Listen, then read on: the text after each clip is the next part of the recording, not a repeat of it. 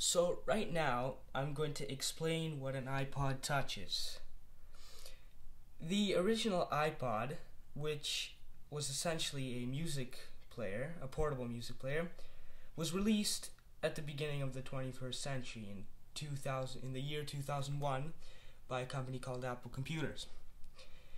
It was a hard drive based device that I believe it was hard drive based that played your music. Here is what it more or less looked like. It was around this size. This is the box of my brother's iPod. About this wide compared to my finger. This is pretty much to scale images on the box.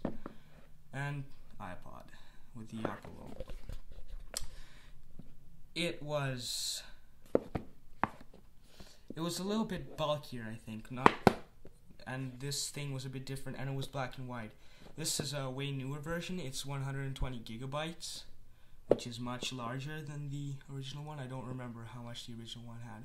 This is new, actually, quite new, only a couple years old, so it's essentially an enhanced version of that one. It has color, so you can see the cover images of your CDs, and it's marketed as the iPod Classic. Fast forward about 7 years from 2001, you get the iPod Touch. Well, the iPod Touch came out a bit earlier, but in 2008 the second generation came out, and this is a second generation iPod Touch. Compared to this, it's a bit larger, and as you can see, it has a screen and no buttons, unlike this one. The iPod Touch is a music player and a bit more.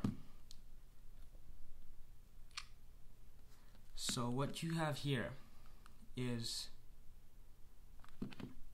a interface with little icons. Here's the music interface, music button with your music.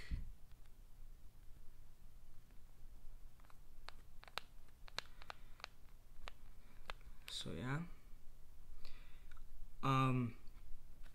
So that's music. As you can see, that's only one little icon. You have all of this stuff.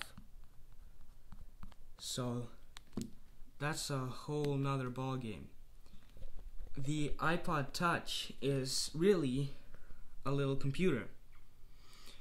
It was originally spawned from the iPhone, which looked quite a lot like this, and had the same interface more or less. And the iPod Touch really is just that, without a phone and without a camera on the back. So yeah, it has mail, so you can check out your mail wherever you have Wi-Fi, your email. It has internet, full internet browsing.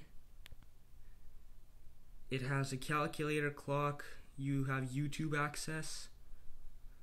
You have stocks, notes, the weather, your contacts, your address book more or less. You can record voice memos, and then you have games, utilities.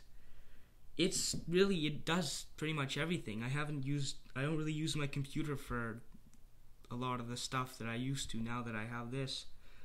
Like, there's this website called Facebook, which is a social networking site. I haven't been on that on my computer in about a year. It's actually everything here. That's the app there. You have music making apps, you have games, you have map applications, it does everything. It's great. And it's actually quite thin, as you can see. This is just a rubber casing to protect it. So yeah, that is the iPod Touch. A device which may be obsolete in a couple of years, and today seems like a pretty normal thing, but in maybe, 50 years, you're going to be looking at this and thinking, wow, man, that was primitive.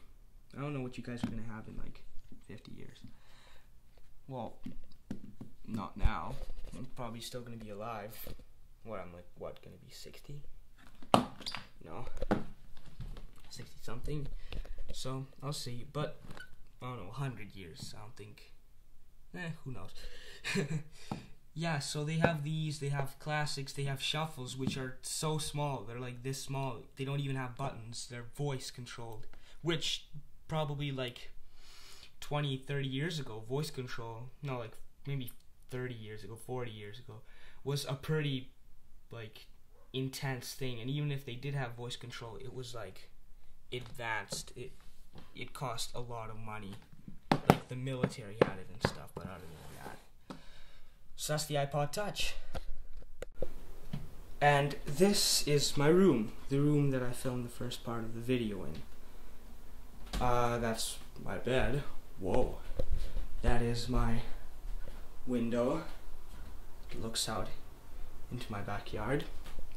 And this is my shelf, where there are lots of strange and interesting things.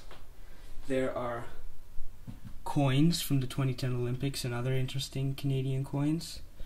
A pipe that I used for my Halloween Sherlock Holmes costume probably 3 years back. There are some things of sentimental value here.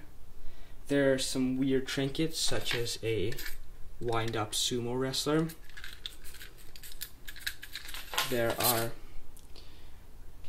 This is my collection of small hedgehogs, as you can see. They are very nice hedgehogs. My Sherlock Holmes figure, you may have learned from the pipe and the figure that I had a bit of an obsession probably, 3 years back. I really liked it, read it a lot.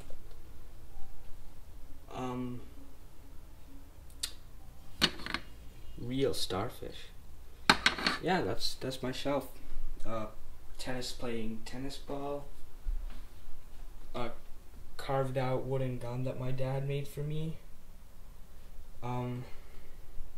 Just some stuff, like my collection of stuff. That's what it is.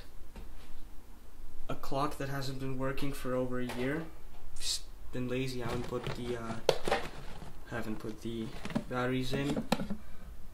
A fake Oscar that says I am Hollywood's best person, but I wouldn't argue that I am not, because obviously I am Hollywood's best person.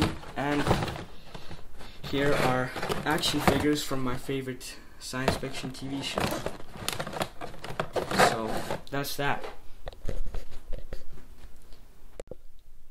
In my family, we have a tradition of making a poster on each other's birthdays. And my brother's birthday, which just passed a couple days ago, he turned 24, has passed, so this is his birthday poster. And it's written in Russian because my family is Russian. And here is another poster for his birthday. Here's the poster for my birthday. And it goes on to my parents' birthday, my dad's birthday, and so on, my mother's birthday. So that's what it is. And here we have another very interesting thing. A Salvador Dali clock. Right here. Makes you dizzy, doesn't it?